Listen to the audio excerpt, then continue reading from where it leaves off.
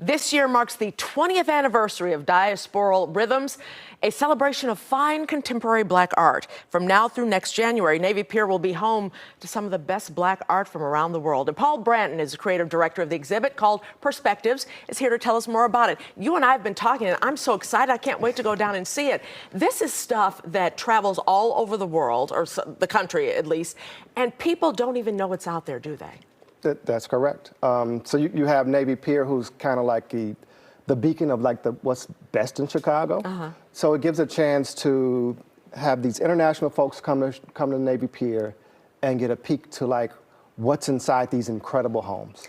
Paul, this stuff is amazing. Give me an idea of some of the artists that we'll see there. Mostly contemporary? They are contemporary artists. Okay. They're contemporary black artists. As a collective, they've been together for 20 years, but some of these people that's within the group have been collecting work well more than 20 years. Yeah. So you'll see artists like Charlie Palmer, Preston Jackson, myself, Candace Hunter, Max Sansing, and the list goes on and on.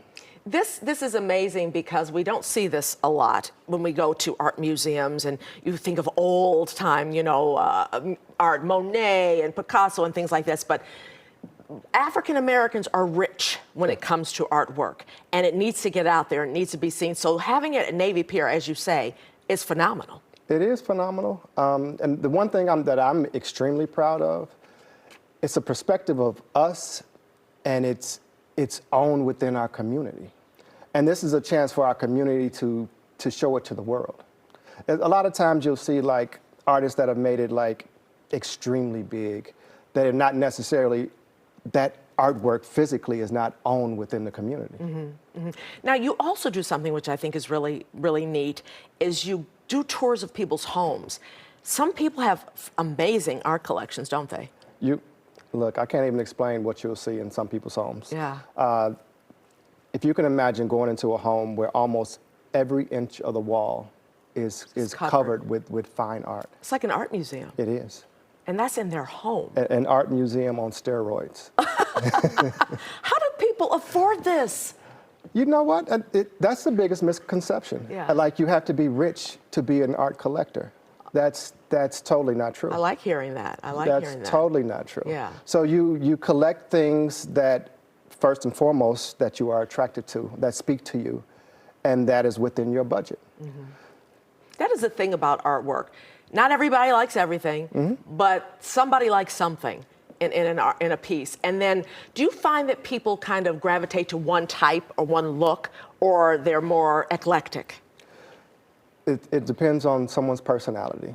And that's the thing about this exhibit, Perspective, where you have everything from figurative art to abstract to photography. We couldn't include the sculpture elements because of insurance reasons, but there is something for everybody. And if it's not there at the exhibit, it's within the catalog. What if we're interested in buying something? We would go through the catalog, or if we see something down there, can we buy it? So the art that's exhibited, those are actually owned by the collectors. Gotcha. But are they willing to sell? On those key cards, yeah. Next to each piece, you'll see a QR code, which will give you more information about that particular artist that made that piece. And hopefully, if you're interested in that piece, you can contact that artist and get your own piece. And you say it's contemporary, so most of these people have lived within our lifetime. Yes. We're not talking about old art, but more newer. Yeah, I mean, there are some that are within the exhibit that have recently passed away. But yes, these are contemporary artists. So you're encouraging, obviously, everybody to come down there, but where do you go from here? So this art is for everybody, right? And what we really want to stress is we want to see CPS students come down there. We really want to see young people get introduced to this artwork.